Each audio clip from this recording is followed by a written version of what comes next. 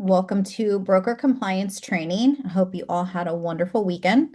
Real quickly, before we get started, just the basic guidelines for the class.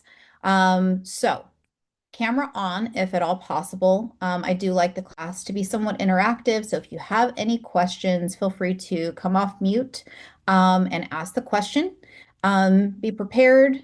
And then, as always, at the end of the class, if you would like the information that we go over during the broker training, any of the forms that are going to be used as the templates, just to give you an idea of what we go over, send me an email. My email's at the bottom, lisa.hodge@kw.com. Send me an email for the requested forms, and I will reply back and add those forms. So, without any further ado, we will go ahead and get started.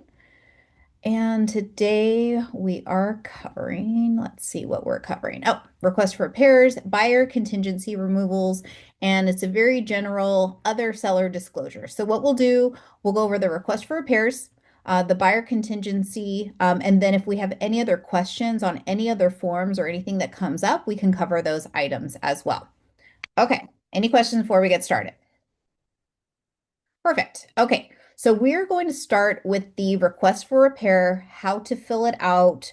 We'll go over details about it in different scenarios as well. It can get a little complex, so it's going to be really based on the contract specific details. Okay. Request for repairs, you put the repair number. Date prepared is very important. The reason it's important, and it seems obvious, but I was, stepping in as in the broker role, so it wasn't one of my transactions, but there were multiple requests for repairs from the buyer and the seller going back and forth, and there was no date prepared on a couple of them. So I was trying to piece these together and trying to figure out what was sent, when it was sent, what was agreed upon. So it's really important to add in the date prepared. Also, the date of the contract is extremely important. This particular transaction as well had a question of contract execution date because one of the parties had handwritten forms in there, handwritten items in there. So it was really important to put the dates that the fully executed contract was dated, okay, and then the date that it was prepared. That way we can have a paper trail. All of these things are come from a compliance standpoint because everything is fine until it's not, until there's an issue that comes up. And it seems like, oh, it's fine, we'll just sign it, we'll fill it out real quick. We just want section one items done, or we just want a quick repair until somebody has an issue. And then we look back and say, okay, well, Mohammed, why didn't you put the date prepared? Or, okay, Leilani, well, you didn't add the date it was executed. So how do we know what date this was fully executed? It's really important that all of these details are filled out because if a question ever does come up or you have to make that call and say, hey, I need to bring my broker in on this, you can say, look, I sent this request for repair on this date. This was the date that we were in contract. These are the terms. Now, the client, the buyer's agent, seller's agent, et cetera, whoever, there's a dispute there. And so that it makes it a lot easier for the party looking at it, trying to figure out and kind of undo things. So that's why it's important. It seems like nothing's a big deal. Everyone agrees, everyone's on the same page until there's an issue. And then that's what we try to prevent. So we just really try to be proactive and taking just really small steps to fill these things out. But I get it. We move a million miles an hour. We're working on all these different transactions, and there's really minute details, which most agents hate doing because they're time consuming and we want to get to the next deal and we're trying to like quickly close this up. And so we leave all the details. That's why we have TCs, right? We leave all the small details to our TCs, but it's just important just to be proactive in filling out, taking a small step to fill these things out so we don't run into issues. Okay, so we'll start with the request for repair. So we're coming at this from a buyer's perspective. So we are the buyer's agent. So let's put our buyer's agent hat on. We are filling out this request for repairs that we want the repairs to be done, and we're going to deliver it to the listing agent slash seller. Okay. So request for repairs, the number here, request for repairs, it automatically, if it's a request for repairs number one, it automatically puts the number there. Okay. But just kind of make sure that they add up. Because you can't change that number there. If you guys can see in the top corner, so request for repairs number one, This date also, I got asked that what's the date? That's the date of the forms release. And so this was most updated, the request for repairs in June of 2026. So that is what that 6-26 is. Or if you see the date there, that's the date that the most recent forms release was done. So this was in June of this year when the forms release came out. Okay. So request for repairs, put the number there, date prepared. If it was a purchase agreement or if it was attached to another form, maybe it's attaching to an amendment. For simplification purposes, we will just leave it blank. Okay. Contract date. So let's say July 1st was our contract execution date, fully executed agreement, went into contract on July 1st. Okay. Property address, buyer name, seller name. Please fill out buyer and seller name. Takes just a moment to do. We see those blanks sometimes. Okay. So buyer requests that seller prior to final verification condition, repair or take other specified action. Okay. So we can do this several ways, again, depending on the overall transaction, depending on what's going on. We can just ask for seller to repair or replace garage door. Let's put broken garage door. Okay. All right. So it could be as simple as that. If there is a list, right, you can, if it's more complicated, you could do a list. One item could be something simple like that.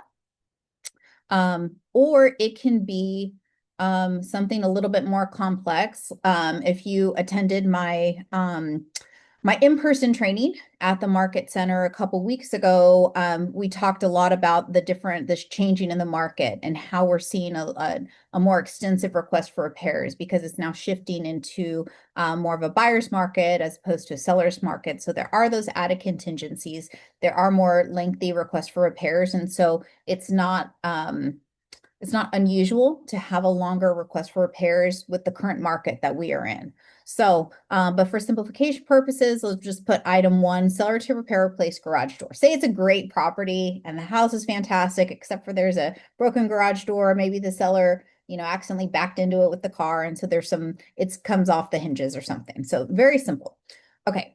If the buyer wanted section 1 repairs, then we could request here, B, section 1 repairs. Buyer requests seller pay to have section 1 work completed as specified in the attached pest control report dated, and then you put the date and who is prepared by. So let's do pest. Okay.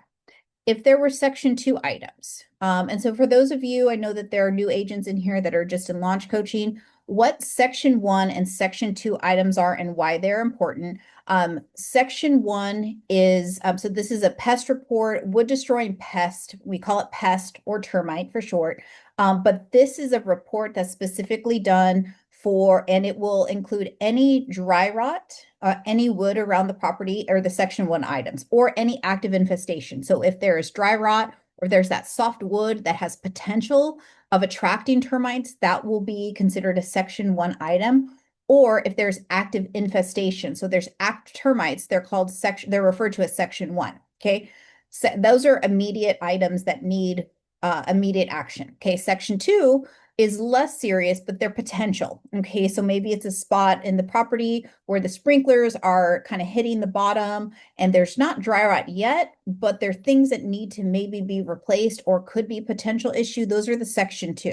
So what's typical and what's kind of standard is making sure we clear those section 1 items. So that's the main kind of verbiage you'll hear is the section 1 items. And the reason it's especially important is if you have a VA buyer, VA requires that section 1 be completed prior to close of escrow. So it is a condition. So, if you have a listing, be sure that you know that when you're taking the listing.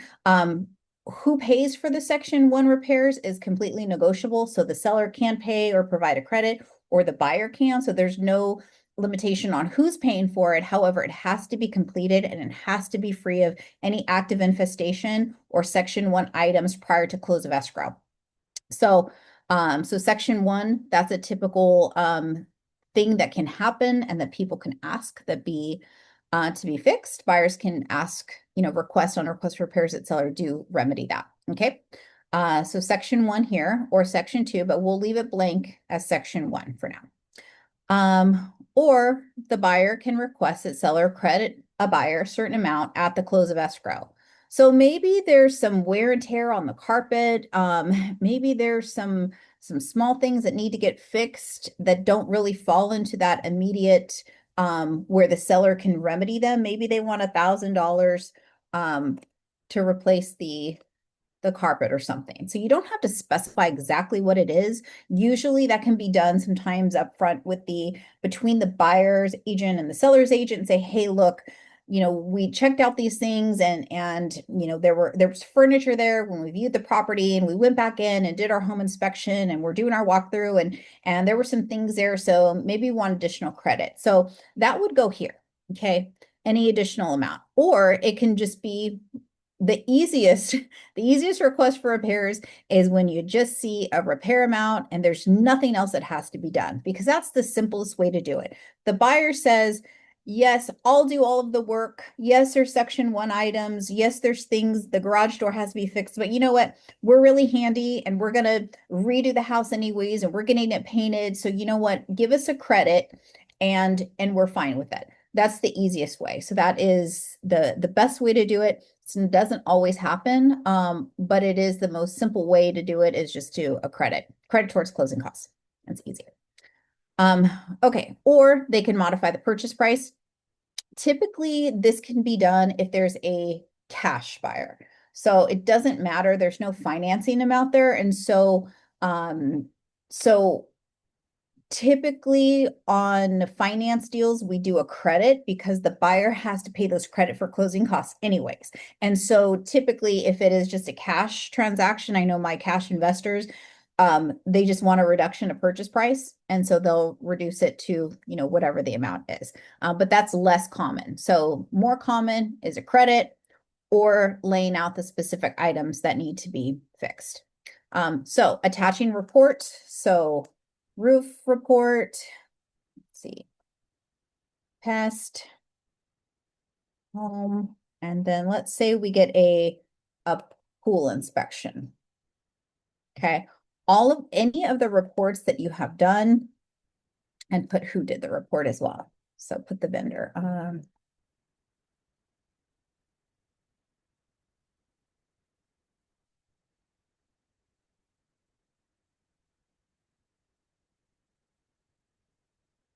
So be sure to attach every report that you have done and attach them to the request for repairs. And so it is in the contract already that the buyer does need to provide any reports to the seller. I know it sounds a little backwards. It should, because the buyer's paying for them. So the buyer could say, no, this is mine. I paid for it, but it's already laid out in the RPA and the purchase agreement that the buyer has to provide the seller any inspections that they've done on the property, any of their investigations on the property.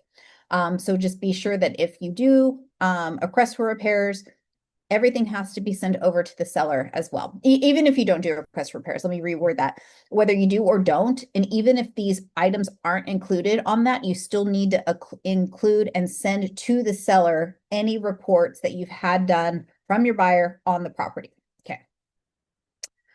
What I like to do here on this next box here is if you have an FHA or a VA buyer, okay, you've already agreed up front and had the seller agree up front with the different forms and the different acknowledgments that there are extra additional things that need to be done to satisfy the lender. So what I like to do, if I have a lender specific, a VA specific, or an FHA specific requirement that the lender is specifically asking for, I like to put it down here.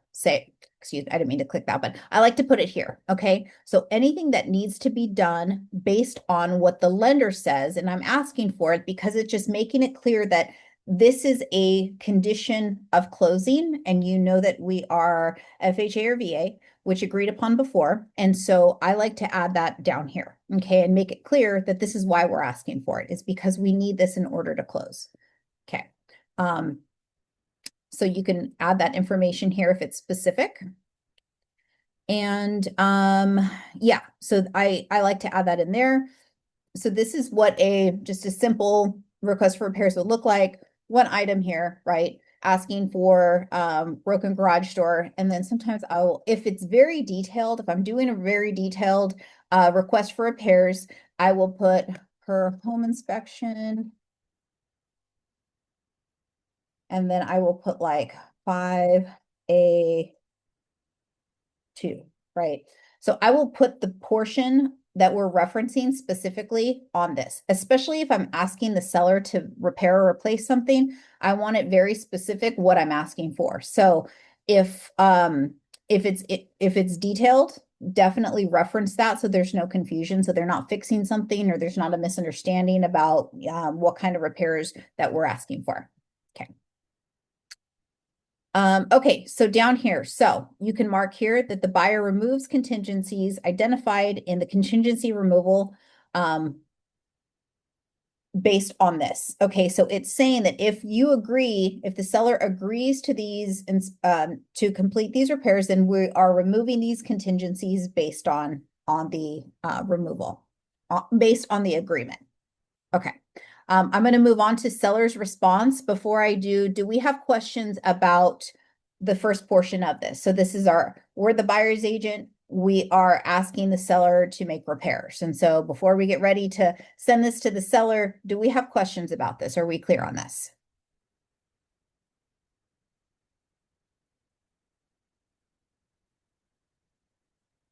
Okay.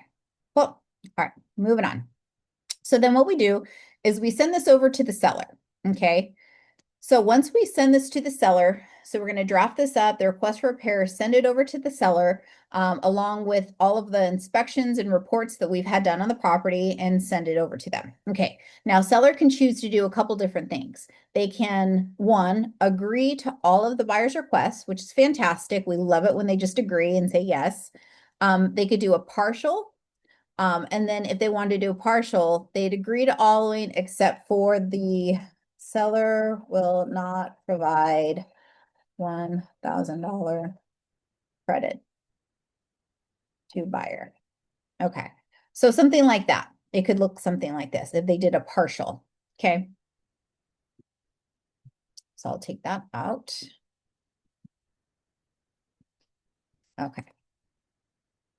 Or they can say, you know what? Yes, we'll give you a credit. I don't want to fix the garage door or do section 1. We don't want to do any repairs.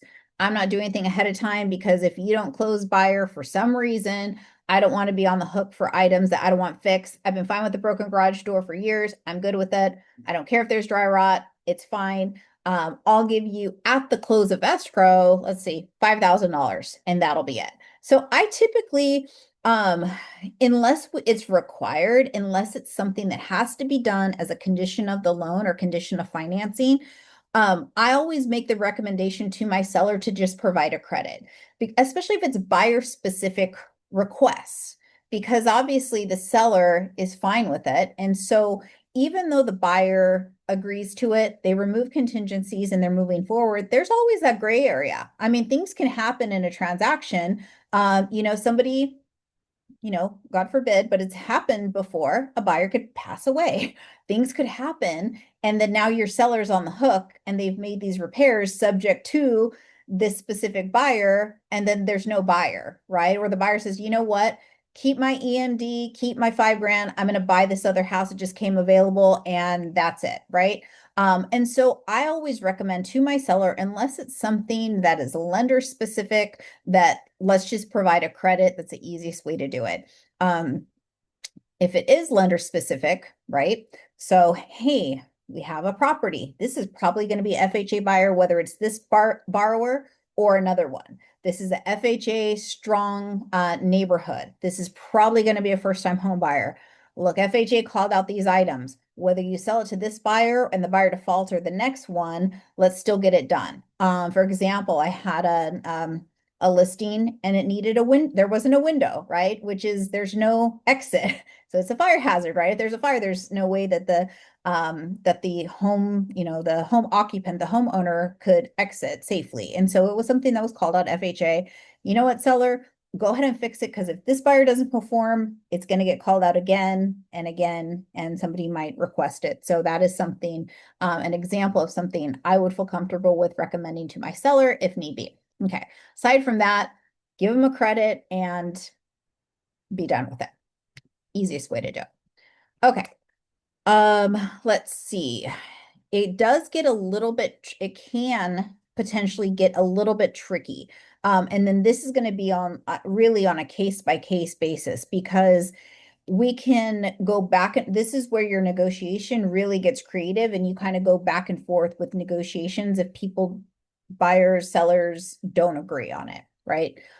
So the seller can respond to the buyer on another form. So if you click that, it automatically attaches, and then the seller can go back in and say, okay, we will fix a portion of it. We'll fix the right side of the fence, but not the left side. We're going to fix the garage door, but not the garbage disposal. So you can do that negotiation, and you would click that box and it would automatically attach. And then you would go through that kind of documentation with your client. So what I'm going to do, I'll just leave this here for simplification purposes. There. So I won't mark anything here. Okay. There are these expirations. Be sure to fill, if there's a partial agreement, be sure to add, if you want the expiration, if you want, say, hey, look, we only have we'll give you until tomorrow, and then we're going to revoke it. You can add that in here. If not, it automatically will be withdrawn. And it has a date here by 5 p.m. on the third day after it's signed by seller. Okay. And it's not important until it is. Like I mentioned, I was, I got brought in on the deal as the broker and was going back and forth with these kind of negotiations. And I'm like, okay, well, this one expired. So then we have to draw up a new one. And we had, these different numbers and dates were omitted from them, from some of them. So if you want to be more specific, you can add in a date here. But if not, it will be, just pay attention to the dates here. Okay. Or you can have the last one, seller does not agree to any of the buyer's requests. So if you're the listing agent and your seller is adamant that they're not going to do any repairs, maybe they've even indicated at the start, it's as is, we're not going to make any repairs. The buyer can still send a request for repairs, but then your seller also has the option that they don't agree to it. And so there is the residential purchase agreement, the way the contract is drafted, it is already an as-is contract. So seller is not agreeing to anything else. So essentially, when the seller is agreeing and signing this agreement, they're selling it as is. The seller does not have to do anything else other than sell the house the way that it is. So seller is not required to do any other actions whatsoever. And so if they don't agree, they don't have to agree. The buyer then can say, you know what, we've done our investigations. We've seen that there's some roof work that needs to be done. There's this garage door. It's too much for us to fix. So we are going to cancel this transaction, and we are requesting our deposit to be returned because it's valid within this contingency period. We investigated the property. We want to move forward or not. So the buyer then has a choice to either proceed or to not, but the seller is not required to do anything.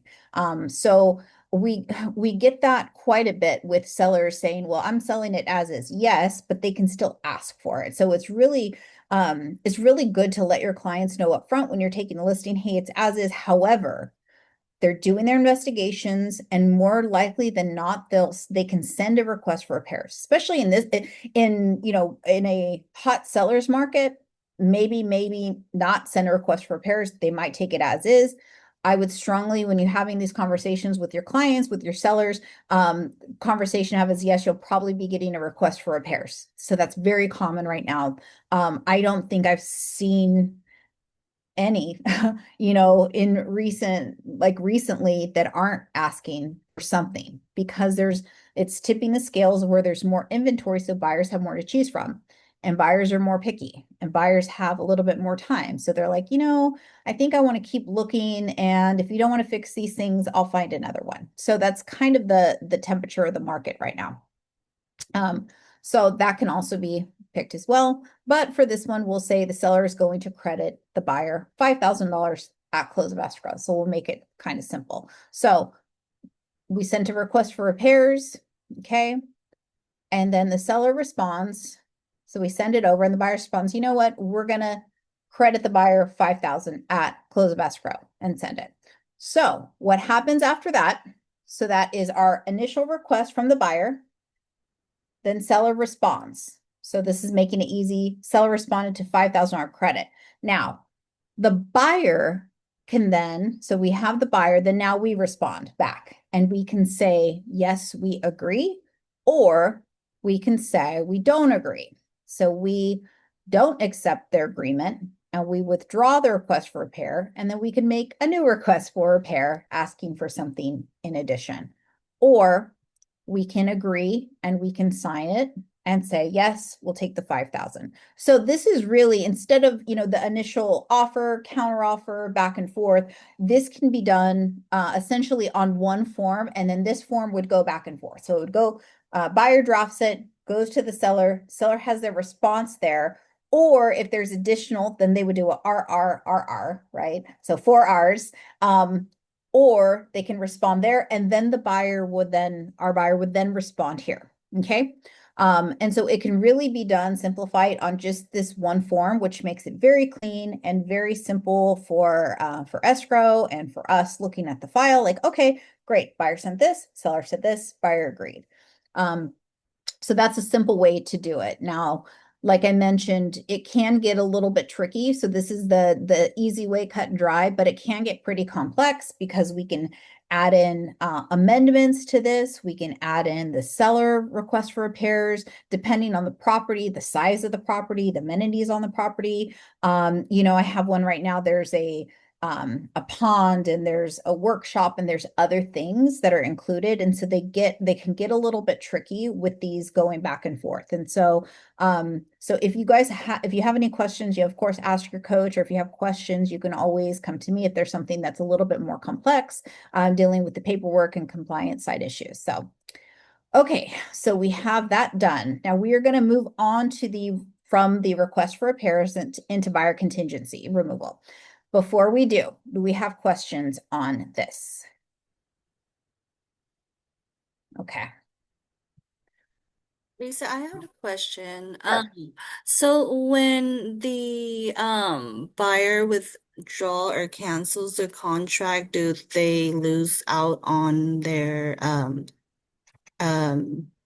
EMD?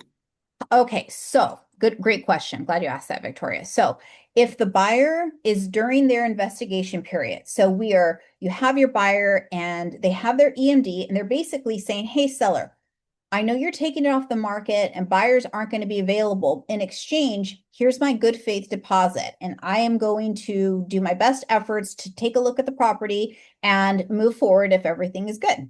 Great. So they essentially put a deposit on the property and do all the investigations. Now, if the buyer investigates and says, you know what, this has foundation issues and it needs a new roof, and the seller says, yes, it does, but we're not going to remedy it. We're not going to pay for it.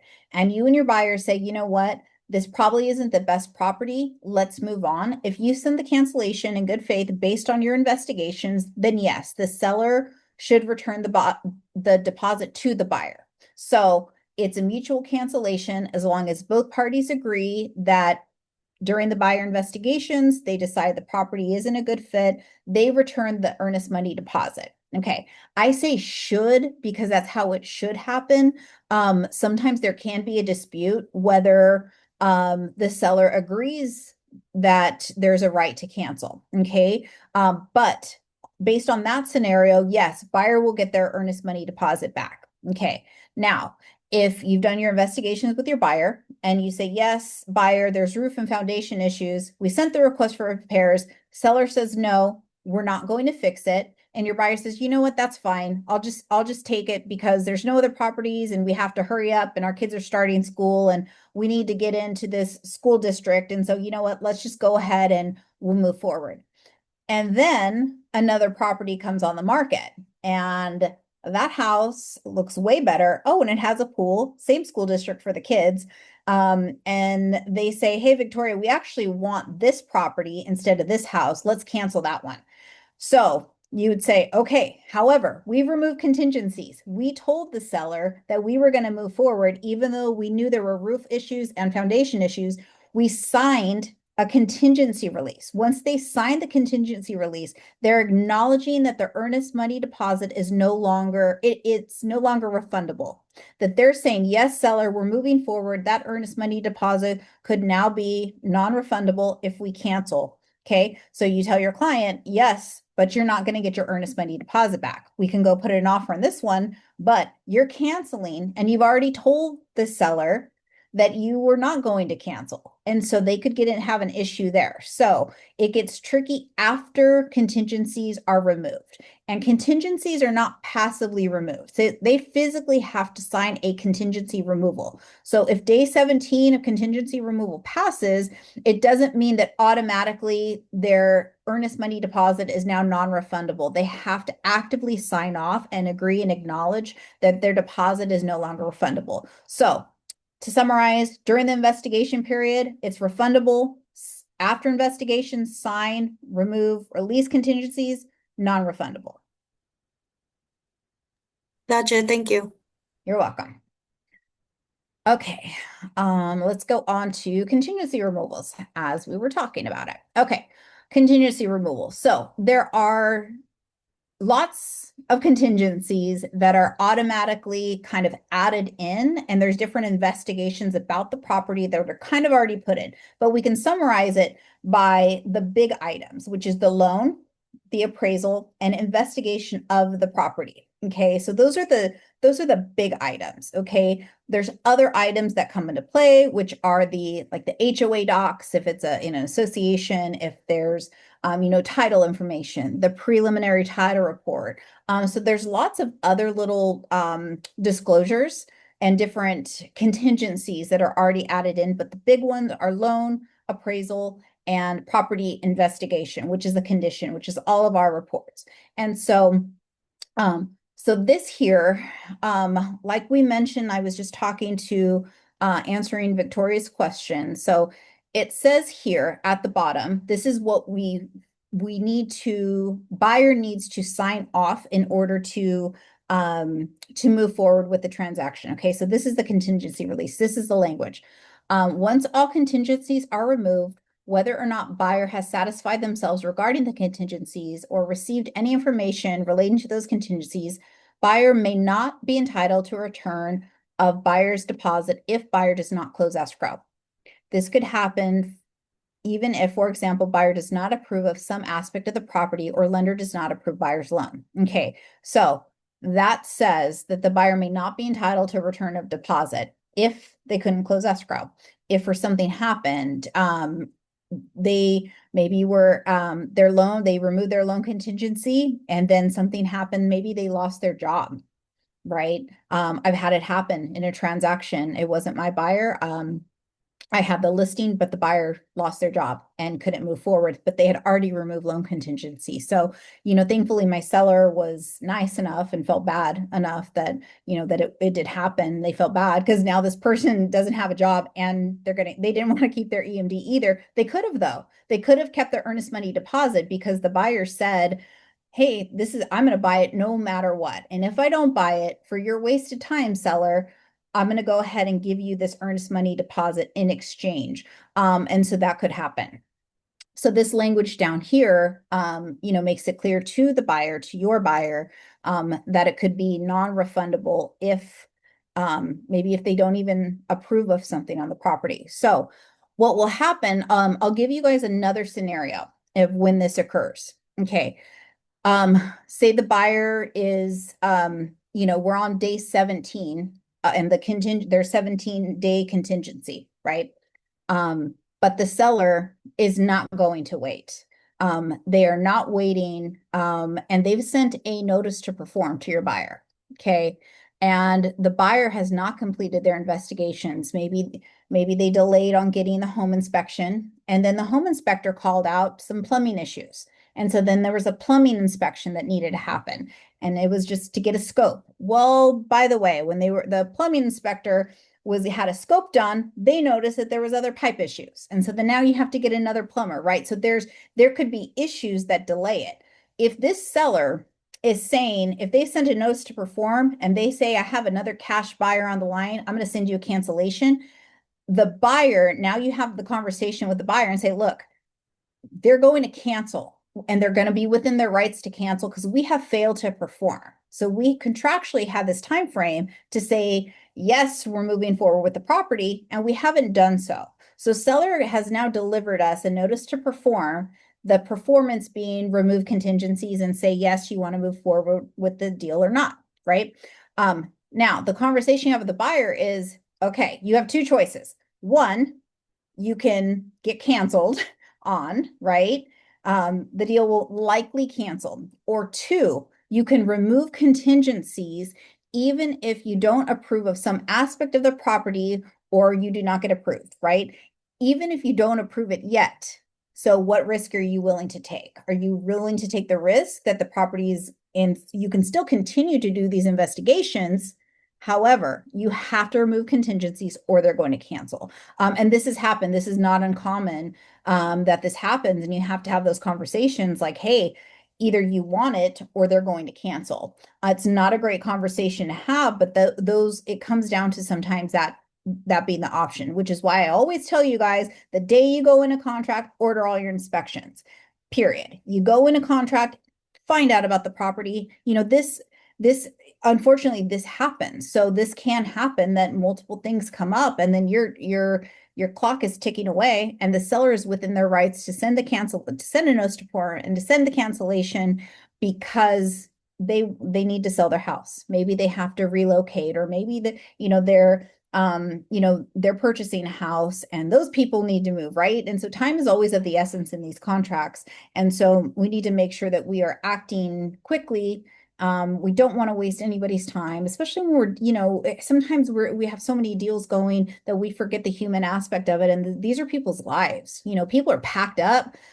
People have plans. People have school starting for their children. People have jobs starting. Not just your buyers, but the sellers on the other side. They might be in a hurry to get out of state because they have a job and it's waiting. And you waited till day 10 to order a home inspection when you should have ordered it day 0. So contract date is effectively date 0 for the days counting. So there's really, just order them quickly because it saves everybody time and headache. And it really is like, these are people's lives. People are packed up, kids are excited, people are moving, and it's not good practice. We do have that time, but it's not doing anybody any favors to wait on stuff. And so just get those done quickly as possible. I say it every time. You'll hear me say it a million times. It's like top priority. Okay. Plus, you don't want to waste your time either. If the property is foundation issues, then you've wasted 17 days when you could have been, day 5, like finding another property for your buyer, right? So you don't want to waste your time either when you just want to know about the property and what you're dealing with there. So, okay. And so we have the different types of contingencies here. Loan, appraisal, those are the big ones, loan, appraisal, and then investigation of the property. Okay. You can remove if there's certain dates. So say there is you have a shorter loan contingency, maybe because you already had a full underwritten approval. Maybe you do a 10-day loan contingency, but you have 17 days for all the others. You'll have to send this kind of in pieces. And so it'd be contingency removal number 1, and then you send the loan contingency over, have your buyer sign it and say, yes, we are good to remove loan contingency. We have full underwritten approval. We're good to go. In our contract, we said 10 days. It's day 10. Here you go. Remove a loan contingency. Now, you still have contingencies in place for the appraisal and all of these other contingencies, insurance, the prelim, if there's HOA, so everything else. So all the seller's disclosures, you already have those other contingencies built in. Now, another thing I will say is you don't want to make it a practice to leave loopholes in contractually that aren't really, if you're like, yeah, we'll remove the loan, but if it doesn't get approved, then we'll use this insurance contingency as a loophole.